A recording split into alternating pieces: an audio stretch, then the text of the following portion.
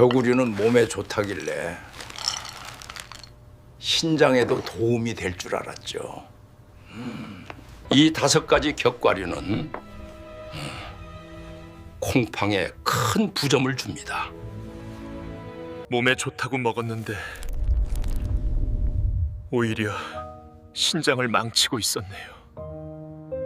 60세가 넘은 많은 분들은 그런 것들을 나이가 들면 당연히 겪는 일이라고 생각합니다. 저는 진료실에서 이 말을 셀 수 없이 많이 들어왔습니다. 나이가 들었으니 원래 그런 거죠, 선생님. 아이고, 너무 불편해. 밤만 되면 피부가 더 심해지네. 하지만 제가 걱정하는 점은 이런 경우들 중 상당수가 단순히 나이 때문만은 아니라는 것입니다. 그것은 당사자도 전혀 모르는 사이에 신장이 매일매일 조용히 과도한 부담을 안고 일하고 있다는 신호일 수 있습니다. 제품이 너무 커서 좋은 한국 요구도 못 찾겠어.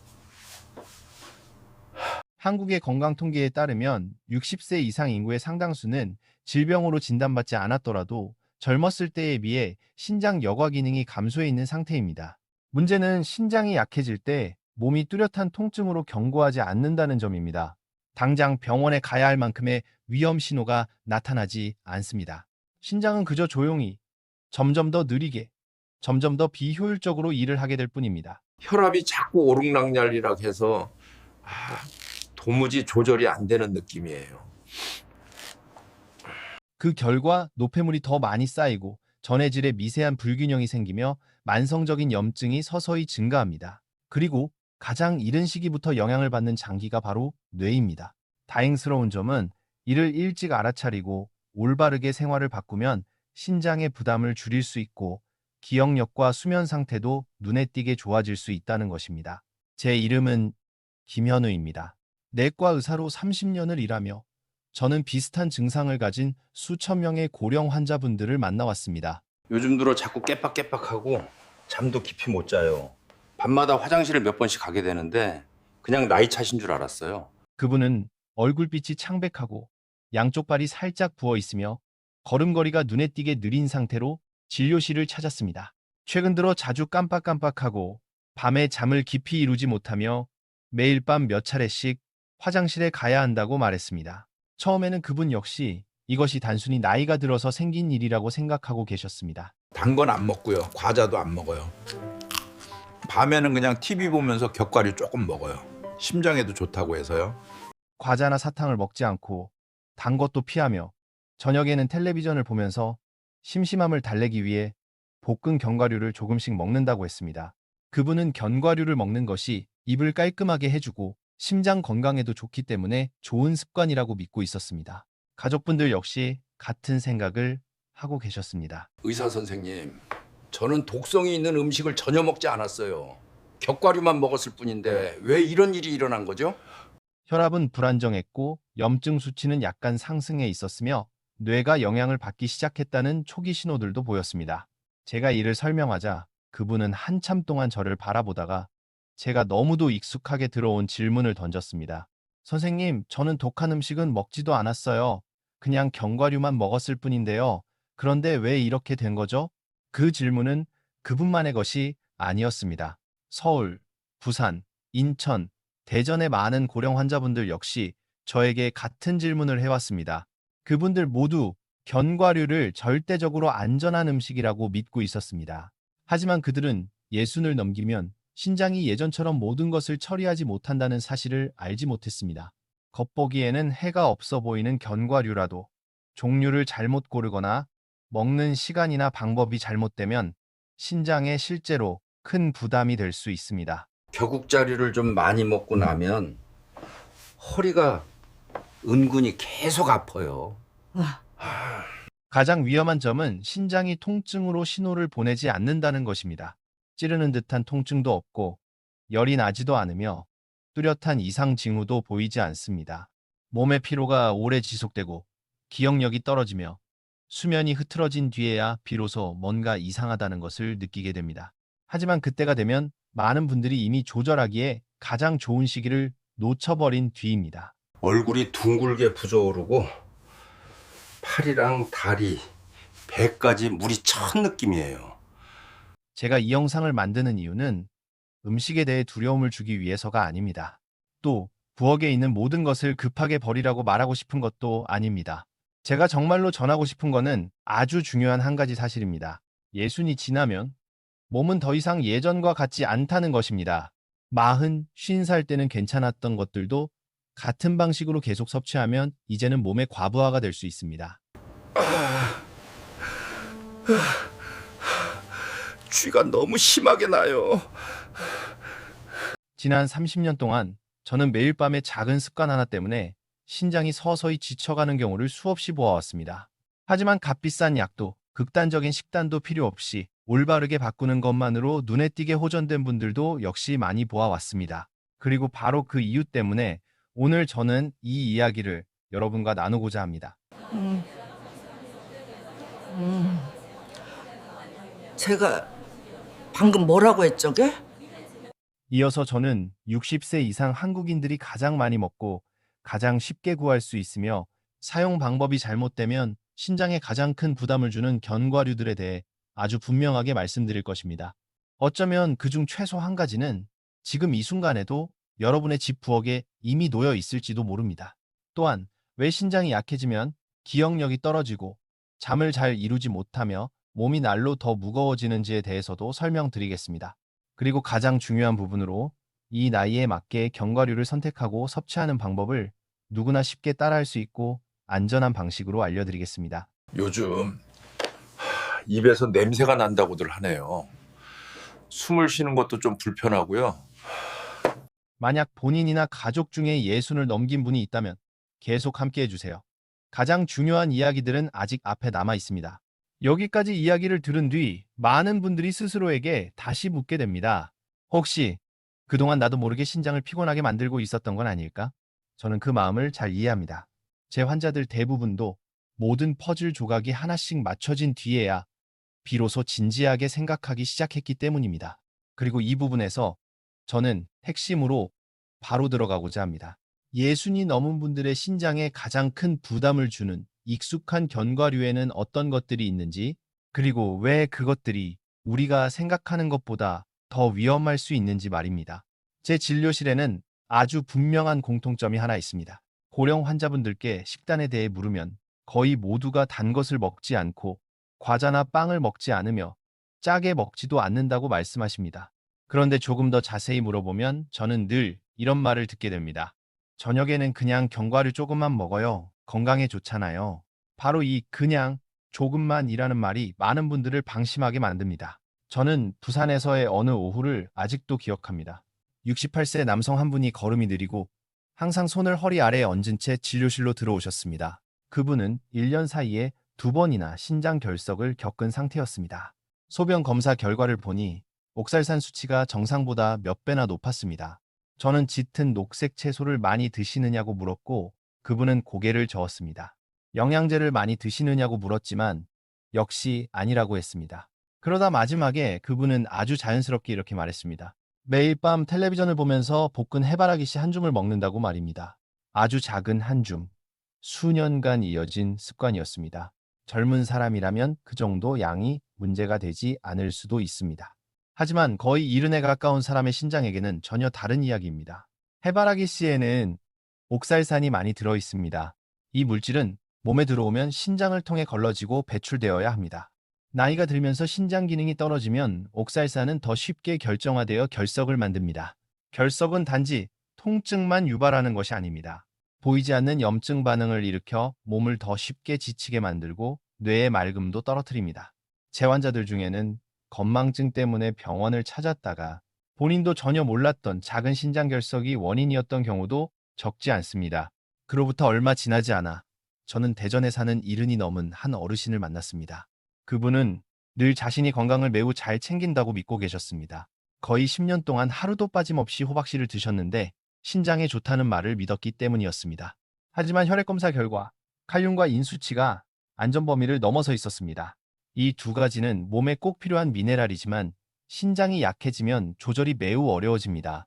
칼륨이 높아지면 쉽게 피로해지고 손발이 저리며 심장 박동이 불규칙해질 수 있습니다. 인수치가 높아지면 뼈가 약해지고 피부 가려움이 생기며 신장 기능 저하가 더 빨라집니다. 제가 이를 설명하자 그분은 한동안 말을 잇지 못하셨습니다. 신장에 좋다고 믿어왔던 음식이 오히려 신장을 계속 과부하 상태로 만들고 있었다는 사실을 전혀 모르고 계셨던 것입니다. 그리고 땅콩도 빼놓을 수 없습니다. 모임 자리에서 너무나 흔하고 값도 싸고 구하기도 쉬운 음식입니다. 하지만 땅콩은 나무에서 자라는 견과류가 아니라 콩과 식물로 땅 속에서 자랍니다. 이 때문에 곰팡이에 오염되기 쉽고 그 곰팡이는 아플라톡신이라는 독소를 만들어냅니다. 이 독소는 간과 신장에 매우 해롭습니다. 더 무서운 점은 냄새나 맛으로는 거의 구분할 수 없다는 것입니다. 사람은 먹으면서도 전혀 알아차리지 못합니다. 신장이 계속해서 아플라톡신의 대사산물을 처리해야 하면 염증이 늘어나고 여과 기능은 더 빠르게 떨어집니다. 서울과 인천에서 저는 오래 지속되는 피로, 짙어진 소변색, 쉽게 붓는 팔다리 때문에 병원을 찾았다가 수년간의 짠 땅콩 섭취 습관이 원인과 관련 있다는 사실에 놀라는 환자분들을 여러 번 보았습니다. 캐슈넛도 또 하나의 대표적인 예입니다. 많은 고령자분들이 고소하고 달콤한 맛을 좋아하고 고급 건강식이라고 생각합니다. 하지만 캐슈넛은 다른 견과류에 비해 탄수화물 함량이 훨씬 높습니다. 예순이 넘으면 혈당을 조절하는 능력이 이미 떨어져 있습니다. 캐슈넛을 자주 먹으면 혈당이 빠르게 올라갔다가 급격히 떨어집니다. 이런 변동은 신장과 뇌의 작은 혈관들을 서서히 손상시킵니다. 저는 기억력 저하로 병원을 찾았다가 캐슈넛 섭취를 조절한 뒤 눈에 띄게 호전된 당뇨 전 단계 환자분들을 적지 않게 보았습니다. 마지막으로 마카다미아입니다. 많은 분들이 건강하고 세련된 생활의 상징처럼 여기는 견과류입니다. 하지만 실제로 마카다미아의 에너지 절반 이상은 지방에서 나옵니다. 젊은 사람에게는 비교적 쉽게 처리될 수 있지만 고령자, 특히 소화 기능이 느리거나 간과 신장 기능이 약해진 경우에는 부담이 큽니다. 소화가 느린 지방은 장에 미세한 염증을 일으키고 이 염증 반응은 결국 전신으로 퍼져 다시 신장과 뇌에 부담을 주게 됩니다. 이 모든 견과류의 공통점은 그것들이 절대적으로 나쁜 음식이라는 것이 아닙니다. 문제는 예순이 넘은 신체의 생리에 더 이상 맞지 않는데도 젊었을 때와 같은 습관으로 계속 섭취한다는 데 있습니다. 밤에 먹고 양을 많이 먹고 오랜 기간 조절 없이 먹는 습관, 이 모든 것이 건강해 보이던 음식을 조용한 부담으로 바꿔놓습니다. 만약 지금 이 순간 자신이 매일 이런 견과류 중 하나를 먹고 있다는 사실을 깨달았다면 부디 너무 놀라지 마시기 바랍니다. 깨닫는 것이 가장 첫 번째이자 가장 중요한 단계이기 때문입니다. 네, 다음 부분에서는 왜 신장과 뇌가 그렇게 밀접하게 연결되어 있는지, 신장의 부담을 줄이는 것만으로도 기억력과 수면이 어떻게 달라질 수 있는지를 설명드리겠습니다. 그리고 무엇보다 견과류를 완전히 끊지 않고도 예순 이후에 몸에 맞게 선택하고 섭취하는 방법을 하나씩 알려드리겠습니다. 제가 여기까지 분석해드리자 많은 분들이 한 가지 중요한 사실을 깨닫기 시작합니다. 문제는 어떤 견과류를 먹느냐에만 있는 것이 아니라 예순이 지난 뒤 그 견과류에 대해 몸이 어떻게 반응하느냐에 있다는 점입니다. 그리고 견과류 섭취 습관만 바꿔도 기억력, 수면, 몸의 무거운 느낌이 달라질 수 있는 이유를 이해하려면 신장과 뇌의 관계를 조금 더 분명하게 짚고 넘어가야 합니다. 저는 환자분들께 아주 단순한 비유로 설명하곤 합니다. 신장과 뇌는 하나의 길 양쪽 끝에 있는 것과 같다고 말입니다. 그 길을 오가는 수단이 바로 혈액입니다. 신장이 혈액을 잘 걸러주면 깨끗하고 안정적인 혈액이 뇌를 너리시스합니다. 반대로 신장이 지치면 혈액에는 더 많은 노폐물과 염증 신호가 실리게 되고 그 영향을 가장 먼저 느끼는 곳이 바로 뇌입니다. 통증이 아니라 둔해짐, 멍함, 잦은 건망증으로 나타납니다. 많은 분들이 예전만큼 머리가 맑지 않은 것 같다라는 걱정으로 저를 찾아옵니다. 사람 이름이 잘 떠오르지 않고 방금 한 말을 잊어버리며 신문을 읽다가도 같은 문장을 여러 번 다시 보게 된다고 합니다. 그런데 검사를 해보면 혈압이 들쭉날쭉하거나 신장 기능이 약간 떨어져 있거나 전해질 균형이 예전 같지 않은 경우가 많습니다. 이런 변화들은 아직 중환병이라고 부르기에는 이르지만 뇌가 효율적으로 작동하기에는 충분히 방해가 되는 상태입니다. 혈당 역시 이 연결고리에서 매우 중요한 역할을 합니다. 예순이 지나면 혈당을 조절하는 능력이 눈에 띄게 떨어집니다. 혈당이 급격히 올랐다가 다시 빠르게 떨어지면 신장과 뇌의 미세혈관 모두가 스트레스를 받게 됩니다. 이 때문에 많은 분들이 식사 후에 졸리고 머리가 무거워지며 밤이 되면 오히려 깊이 잠들지 못하는 것입니다. 저는 인천에서 69세의 한 어르신을 만난 적이 있습니다. 그분은 낮에는 몹시 기운이 없는데 밤에는 오히려 뒤척이며 잠을 이루지 못한다고 하셨습니다. 생활 습관을 살펴보니 오후마다 캐슈넛이나 단 간식을 드시는 습관이 있었습니다. 이 습관만 조절해도 혈당이 훨씬 안정되었고 약을 추가하지 않아도 잠을 깊이 주무실 수 있었습니다. 또 하나 많은 분들이 놓치는 요소가 바로 조용한 염증입니다. 신장이 매일 과도한 미네랄, 지방, 미량의 독소를 처리해야 하면 몸은 낮은 수준의 염증 반응을 지속하게 됩니다. 열이 나지도 않고 뚜렷한 통증도 없지만 항상 피곤하고 머리가 무겁고 쉽게 예민해집니다. 뇌는 이런 상태에 매우 민감합니다. 염증이 줄어들면 많은 분들이 머리가 맑아지고 감정이 안정되며 집중력이 좋아졌다고 느낍니다. 수면은 이 연결고리의 마지막 고리입니다. 신장이 약해지면 야간뇨가 동반되는 경우가 많습니다. 밤에 소변을 보기 위해 한 번 깰 때마다 깊은 잠은 끊어집니다. 이런 일이 반복되면 뇌는 스스로를 정화하는 중요한 과정을 제대로 수행하지 못합니다. 시간이 지날수록 기억력과 사고력이 영향을 받게 됩니다. 저는 식습관 조절만으로 야간뇨 횟수가 줄어들고 깊은 잠이 돌아오면서 머리가 무겁던 느낌이 서서히 사라지는 환자분들을 여러 차례 보아왔습니다. 이 관계를 이해한 뒤 환자분들은 아주 현실적인 질문을 던집니다. 그럼 신장을 피곤하게 하지 않으면서 먹을 수 있는 견과류도 있나요? 제 대답은 있습니다. 입니다. 다만 조건이 있습니다. 종류를 정확히 고르고 방법을 바르게 사용하는 것입니다. 더 많이 먹기 위한 것이 아니라 맞지 않는 선택을 대신하기 위한 것입니다. 오랜 기간 고령 환자분들을 지켜보며 저는 소량으로 그리고 적절한 시기에 섭취했을 때 오히려 몸에 도움이 되는 견과류들이 있다는 것을 알게 되었습니다. 이들은 신장에 큰 부담을 주지 않고 혈당을 심하게 흔들지 않으며 오히려 뇌 기능을 안정시키는 데 도움을 줍니다. 예를 들어 브라질 너트는 저는 하루에 딱 한 알만 권합니다.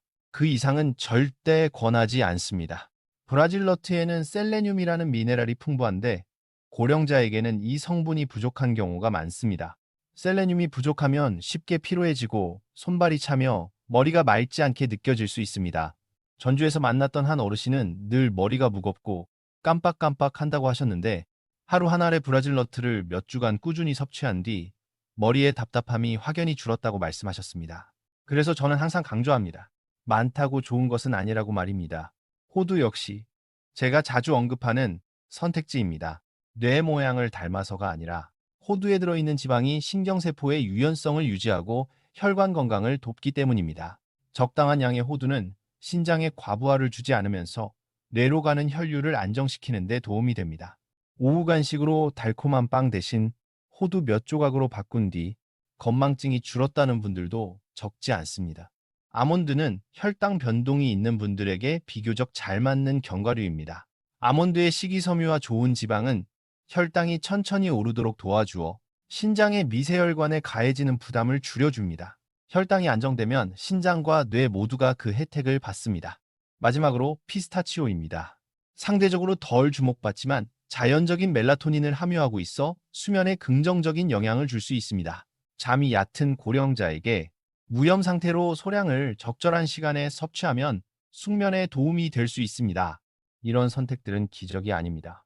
그저 나이에 맞는 능력 범위 안에서 몸이 잘 작동하도록 여건을 만들어주는 것입니다. 마지막 부분에서는 언제 먹는 것이 좋은지, 얼마가 적당한지, 그리고 어떤 습관을 피해야 하는지를 아주 구체적으로 말씀드릴 것입니다. 그래야 이 적절한 음식들마저 또 다른 부담으로 바꾸지 않을 수 있기 때문입니다. 신장, 뇌, 그리고 수면의 연관성을 이해하고 나면 가장 중요한 것은 많은 정보를 외우는 것이 아니라 어디서부터 시작해야 하는지를 아는 것입니다. 저는 환자분들께 이 나이에는 몇 가지 작은 것만 제대로 해도 몸이 스스로 긍정적인 방향으로 반응하기 시작한다고 늘 말씀드립니다. 제가 가장 먼저 강조하는 것은 견과류를 먹는 시간입니다. 예순이 넘은 분들에게 저녁 시간은 예전처럼 여러 종류의 견과류를 먹기에 더 이상 적절한 때가 아닙니다. 저녁 식사 후에는 신장이 잠을 준비하며 서서히 쉬어야 합니다. 이때 몸에 지방이나 미네랄 혹은 걸러내기 어려운 성분을 많이 넣으면 신장은 계속 일을 해야 하고 그 결과로 야간뇨가 늘고 잠이 깊어지지 않습니다. 호두나 아몬드 같은 견과류는 아침이나 이른 오후에 섭취하는 것이 좋습니다. 피스타치오는 수면을 돕기 위한 목적이라면 아주 소량만 잠들기 약 1시간 전에 먹는 것이 바람직합니다. 두 번째는 섭취량입니다. 많은 분들이 견과류는 건강식이기 때문에 양을 따질 필요가 없다고 생각합니다. 하지만 고령자의 신장에는 적은 양이 곧 충분한 양입니다. 브라질 너트는 하루 하나리면 몸을 돕기에 충분합니다. 호두는 작은 반쪽 몇 개면 됩니다. 아몬드도 한 줌 가득이 아니라 적당한 양만 드셔야 합니다. 많이 먹는다고 더 건강해지는 것이 아니라 신장이 처리해야 할 부담만 늘어날 뿐입니다. 세 번째는 선택과 보관 방법입니다. 소금에 볶은 견과류, 버터에 볶은 견과류, 설탕을 입힌 견과류는 모두 신장에 부담을 더합니다. 높은 열과 조미료는 견과류 속 기름을 쉽게 변질시켜 몸 안에서 미세한 염증 반응을 일으킬 수 있습니다. 더 안전한 선택은 생견과이거나 아주 약하게 마른 팬에 볶은 무가미 견과류입니다. 견과류는 밀폐 용기에 담아 냉장 보관하고 한 달 이내에 드시는 것이 좋습니다. 마지막으로 아주 단순한 한 가지를 기억해 주셨으면 합니다. 건강은 한 번의 큰 결심으로 바뀌는 것이 아니라 매일 반복되는 작은 선택들로 바뀝니다. 해로운 습관 하나를 내려놓고 몸에 맞는 습관 하나를 지키는 것만으로도 신장은 훨씬 편해지고 잠은 깊어지며 머리도 한결 맑아집니다. 이 나이에 그것만으로도 스스로에게 주는 매우 값진 선물입니다.